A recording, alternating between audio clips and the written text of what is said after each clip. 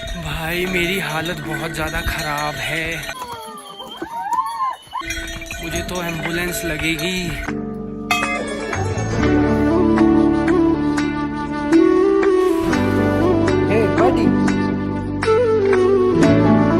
Hey guys, कैसे हो आप सभी। मैं हूं अभी देवभूमि उत्तराखंड में और आज मैं जाने वाला हूं देवों के देव महादेव से मिलने, दुनिया के सबसे ऊंचे शिव मंदिर में। तो कल के सफर में हमें बहुत ही प्रचंड बारिश का सामना करना पड़ा और फिर हमने चमोली गोपेश्वर में आकर एक रूम लिया। आज तो मैं उठ गया था अभी 3:30 बजे रात के, और फिर मैंने अपनी वीडियो एडिट करी, वॉइस ओवर दिया, और अभी बज रहे हैं 8। तो फटाफट अपने सामान की पैकिंग करते हैं और निकलते हैं। इस समय अगर आप मेरी रूम की हालत देखेंगे तो पूरा सामान बिखरा पड़ा है, एकदम मिनी चोर बाजार बना दिया है। और अभी हमें 5-6 किलोमीटर की ट्रैकिंग करनी है, पता नहीं कैसी होगी। जूते हमारे पूरे ऑलरेडी भीग चुके हैं। अपने हेयर ड्रायर से अपने जूतों को सुखाने का कार्य भी किया, लेकिन उसमें भी असफलता ही प्राप्त हुई। खैर कोई नहीं, ईश्वर की कृपा रही तो ये भीगे जूतों से ही हम ऊपर पहुंच जाएंगे। हमने अपना सामान वगैरह बांध लिया है और अब बारी आ चुकी है इस होटल रूम को अलविदा कहने की। तो अपने सामान को यहीं होटल के ओनर के पास छोड़कर जा रहे हैं, क्योंकि बैग के साथ ट्रैकिंग करना हमारे बस की बात नहीं है। तो हमने अपना सामान रख दिया है और अब हम निकल रहे हैं चोपटा की तरफ, जो कि यहाँ से लगभग होगा 30-40 किलोमीटर के आसपास। गुड मॉर्निंग बैल भाई।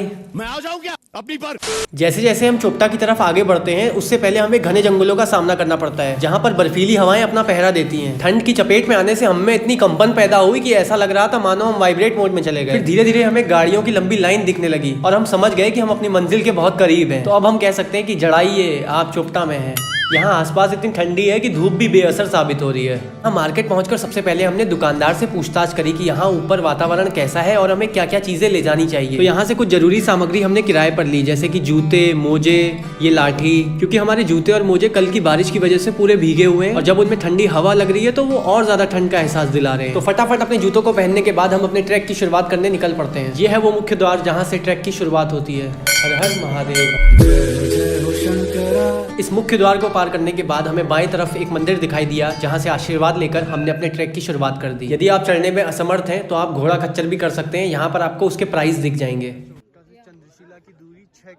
थोड़ी आगे बढ़ने पर हमें खच्चर स्टैंड दिखाई पड़ता है, जहाँ की मैं वीडियो बना रहा होता हूँ। तो जो मेरे पीछे भैया चल रहे होते हैं उन्हें लगता है कि ये व्लॉगर है, तो वो पीछे से हेलो गाइज करते हैं। हेलो गाइस, तू मेरी नकल करता है। जैसे जैसे हम आगे बढ़ते हैं थकान लगना शुरू हो जाती है। एक तो ये रास्तों पर खच्चरों के लड्डू पड़े हुए हैं, जिसकी बास माहौल को और खास बना दे रही है। हमें तो यहाँ पैदल चलने में ही मौत आ रही है और कुछ लोग तो 20-20 किलो का कट्टा लेकर चल रहे हैं। मुझे तो मेरे पीछे चल रही 2 घुड़सवार दीदियों से डर लग रहा था, जो डर के मारे चिल्ला रही थी, और मुझे लगा कहीं ये खच्चर डर गया तो ये मुझे ही लात मारेगा। इसलिए मैंने सोचा इनसे 2 गज की दूरी बनाने में फायदा है। डर गई। अब जैसे जैसे ऊपर जा रहे हैं बहुत तेज सांस चढ़ रही है। एक तो कल बारिश हुई, मुझे जुकाम हो गया। कुछ दूर चलने के बाद हमें यहाँ से बर्फीले पहाड़ दिखाई दिए और ऐसा कोई नज़ारा तो मेरी आंखों ने पहली बार देखा था। तो तब जाके मेरी जान में जान आई कि भाई हाँ, अब ऊपर जाएंगे तो और अच्छा नज़ारा देखने को मिलेगा। यहाँ सफर में कई ऐसे यात्री मिलेंगे जो आपके मोटिवेशन का स्रोत बन जाएंगे। एक तो यार ये अंग्रेजों को देख करके मेरे अंदर चुल मच जाती है अंग्रेजी में बात करने की, जबकि मेरी अंग्रेजी नीलबट्टा सन्नाटा है। फिर भी ये देखो। Hi, where you from? New Zealand. Oh, America का दलाल। अब चढ़ाई बढ़ने के साथ साथ ऑक्सीजन की कमी का भी एहसास हो रहा था, जिसकी वजह से अगर मैं मुश्किल से 2 मिनट चलता तो 5 मिनट का स्ट्रेटेजिक टाइम आउट लेता। और साक्षात इतनी खूबसूरती को अपने सामने देखकर मेरी आंखें चौंधिया जाती थी। अरे यार, ये दीदियां फिर से मेरे पीछे आ गई। हमें इनका घोड़ा मुझसे भी धीरे चल रहा है क्या? तो अब मैं इन दीदियों से अपना पीछा छुटाने के लिए अपना रास्ता बदल देता हूँ और एक शॉर्टकट ले लेता हूँ। और अब मेरा गलती का पहाड़ा शुरू होता है। दरअसल आपको रास्तों के बीच बीच में कुछ जगह मिलेंगी जहाँ पर आप बैठ सकते हो, खाना खा सकते हो। तो हुआ यूं, जब मैं नीचे से आ रहा था तो कुछ लोग चॉकलेट वगैरह खा रहे थे। तो मुझे यहाँ पे लगने लगता है कि यार खाना खाकर तो मैं भी नहीं आया हूँ और मेरे शरीर में शायद एनर्जी नहीं है, इसलिए मैं धीमे चल रहा हूँ। तो मैं यहाँ पर एक चॉकलेट खा लेता हूँ और वापस से चढ़ाई शुरू कर देता हूँ। परंतु मैं जब अपनी इस खड़ी चढ़ाई को खत्म करता हूँ, वो पूरी की पूरी चॉकलेट लिक्विड फॉर्म में मेरे मुंह से बाहर आ जाती है और फिर मैं पानी से कुल्ला करता हूँ और 1-2 घूंट पानी पी लेता हूँ। अब जैसे जैसे मैं आगे बढ़ता हूँ मेरी स्पीड कम होने लगती है और मुझे बहुत कमजोरी का एहसास होता है। इस पॉइंट पर मैं शारीरिक तौर पे हार मान चुका था, क्योंकि मेरा शरीर मेरा साथ ही नहीं दे रहा था। मेरा एक एक कदम बड़ी मुश्किल से आगे बढ़ रहा था और इस समय के हालातों के अनुसार यदि मैं कछुओं के रेस में भी दौड़ता तो भी आखिरी आता। मुझे न केवल ऑक्सीजन की कमी होने के कारण सांस लेने में दिक्कत हो रही थी, बल्कि मेरे पैरों में दर्द होना भी शुरू हो गया था। तो ऐसे में जब भी मेरी हालत आगे बढ़ने की ना होती तो मैं वहां पर रेस्ट कर लेता था। अब मेरा दोस्त मुझसे बहुत आगे चल रहा था, परंतु मेरी वजह से उसे बार बार ट्रैक में रुकना पड़ रहा था। तो मैंने उसको बोला, भाई मेरी वजह से अपना ट्रैक खराब मत करो, तुम मंदिर तक पहुंचो, मैं वहां जरूर पहुंचूंगा, चाहे मैं 1 घंटे बाद पहुंचूं चाहे 2 घंटे बाद। और अभी आप देख सकते हैं साफ साफ कि मैं यहाँ किस स्पीड से चल रहा हूँ। ट्रैकिंग की सबसे अच्छी बात पता है क्या होती है, कि रास्ता तो सभी के लिए एक होता है, परंतु सबका एक्सपीरियंस अलग अलग होता है। मैं आपको अपना एक्सपीरियंस बता रहा हूँ और संपूर्ण तरीके से थका हारा मैं एक बार फिर रेस्ट करने के लिए बैठ जाता हूँ। तो मेरा दोस्त बोलता है, बहुत स्लो चल रहे हो। फिर थोड़ी देर यहाँ बैठकर मैं नज़ारे देखता हूँ और पानी पीता हूँ। यहाँ पर मैंने एक बच्चों का ग्रुप देखा जो शायद स्कूल या फिर कॉलेज का था। तो अगर आप इतने बड़े ग्रुप में ट्रैकिंग करते हो तो वो शायद आसान होता है, क्योंकि आप हंसी मजाक करते करते कब वहाँ पहुँच जाओगे आपको पता ही नहीं चलेगा। अगर आपको बर्फ वगैरह देखना बहुत पसंद है तो आप यहाँ पर आ सकते हो जनवरी दिसंबर के टाइम पे। यहाँ पर बहुत हैवी स्नोफॉल होती है। अब यहाँ बैठे बैठे मुझे अपने दद्दू की एक बात याद आ जाती है। वो कहते हैं, इंसान अपने शरीर की क्षमता और शक्ति को तब तक नहीं पहचानता जब तक उसे एक विकट परिस्थिति में न डाल दिया जाए। और ये बात मुझे आज समझ में आ रही है, क्योंकि शहर में रह के मैंने अपनी फिजिकल एक्टिविटीज को इतना कम कर दिया है। कहीं भी जाता हूँ तो गाड़ी लेके जाता हूँ, घर पे हमेशा सोया रहता हूँ, और आज अचानक से 6 किलोमीटर का पहाड़ चढ़ रहा हूँ। भाई मेरी हालत बहुत ज़्यादा ख़राब है, मुझे तो एम्बुलेंस लगेगी। बस हवा निकल गई। और ये देखो भाई पीछे है मुझसे कोई स्मार्ट, बताओ।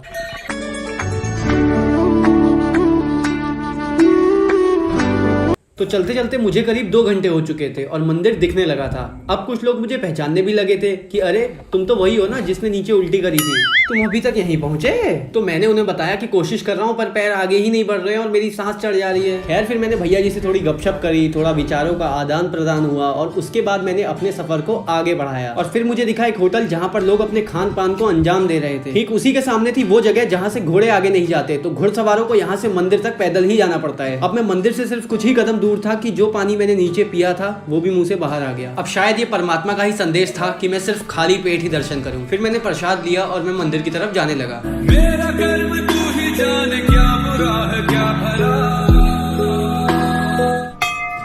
अब जब तक मेरा नंबर आता है मैं आपको इस मंदिर की पौराणिक कथा के बारे में बताता हूँ। दरअसल केदारनाथ धाम के साथ साथ 4 स्थान और हैं जो पंच केदार कहलाते हैं। देवभूमि उत्तराखंड में पंच केदार भगवान शिव के पवित्र स्थान हैं, जिसमें पहले नंबर पे है केदारनाथ और तीसरे नंबर पे है तुंगनाथ मंदिर। पंच केदार की कथा है कि महाभारत युद्ध में विजयी होने पर पांडव भ्रात हत्या के पाप से मुक्ति पाना चाहते थे, जिसके लिए उन्हें महादेव का आशीर्वाद चाहिए था। परंतु महादेव पांडवों को दर्शन नहीं देना चाहते थे, इसलिए वो अंतर्ध्यान होकर केदार में जा बसे। तो पांडव उनका पीछा करते करते केदार पहुंच गए। तो फिर महादेव बैल का रूप धारण करके गाय भैंसों के झुंड में चले गए। अब भीम को संदेह हुआ तो उसने विशाल रूप धारण कर लिया और 2 पहाड़ों पर अपना पैर फैलाकर खड़े हो गए। अब अन्य गाय बैल तो उनके नीचे से निकल गए, परंतु भगवान शंकर रूपी बैल पैर के नीचे से जाने को तैयार नहीं हुए। अब भीम बैल पर झपटे तो बैल भूमि में अंतर्ध्यान होने लगा। तब भीम ने बैल की त्रिकोणात्मक पीठ का भाग पकड़ लिया। तब भगवान शंकर पांडवों की भक्ति और दृढ़ संकल्प देखकर प्रसन्न हो गए और उन्होंने अपने दर्शन देकर पांडवों को पाप मुक्त कर दिया। उसी समय से भगवान शंकर बैल की पीठ की आकृति पिंड के रूप में श्री केदारनाथ में पूजे जाते हैं। माना जाता है कि जब भगवान शंकर बैल के रूप में अंतर्ध्यान हुए तो उनके धड़ से ऊपर का भाग काठमांडू में प्रकट हुआ।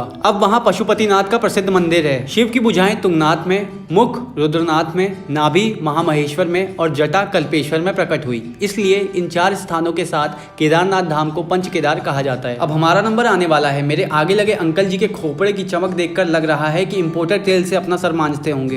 रिंग लाइट फेल कर दी। मंदिर के अंदर कैमरा ले जाना अलाउ नहीं है। मैंने भगवान के दर्शन कर लिए हैं, उनसे आशीर्वाद ले लिया है। जब मैं मंदिर के अंदर गया तो मैंने चारों तरफ अपनी नजर घुमाई और मंदिर का इंटीरियर देख के हैरान हो गया कि इतने बड़े बड़े पत्थरों से ये मंदिर बनाया गया है, जो इस बात का प्रमाण देते हैं कि ये किसी आम इंसान के बस की बात नहीं है।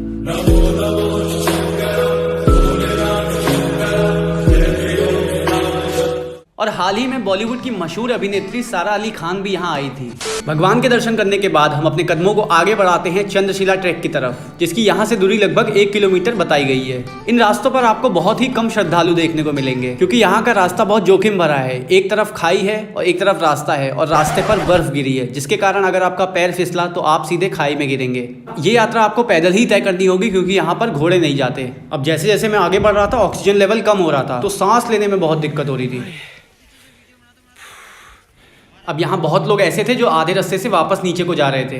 खैर फिर थोड़ी आगे चला तो मुझे दिखा बर्फ का ढेर, तो मैंने सोचा यार क्यों ना इसको छू कर देखा जाए। फिर मैंने अपने हाथों से टुनटुन मौसी को टक्कर देने के लिए बर्फ के लड्डू बनाए। लेकिन अब मारूं किसको, सबसे पीछे तो मैं ही चल रहा हूँ।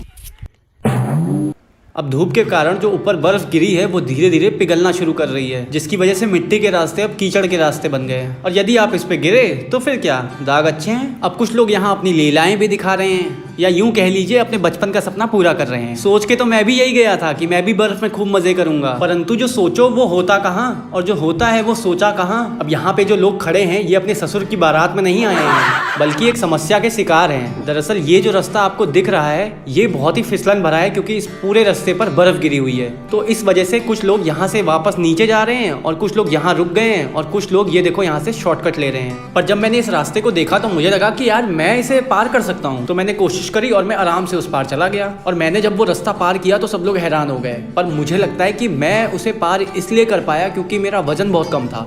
कितना बचा है?